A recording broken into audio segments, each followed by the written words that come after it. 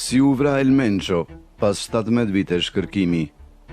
22 shkur 2026, ora 4 e mëngjesit, Topalpa, Jasilko, Meksik. Një qytet malor, i eshtur, i errët, i ftokt. Një burr flen në një kompleks të largët kabinash në periferi. Ai ka fjetur kështu për vite me radhë, i fshehur, i rrethuar nga truproja në mes të asgjës. Për 17 vjet, FBI-ja, DEA dhe ushtria meksikane e kërkuan. $15 milion u ofruan për vendodhjen e tij. Familja e tij u arrestua një nga një, djali, vllai, gruaja e tij. Ai vazhdoi të zhdukej. Sonte, dikush që e njihte e tradhtoi. Forcat speciale tashmë po lëvizin nëpër errësirë.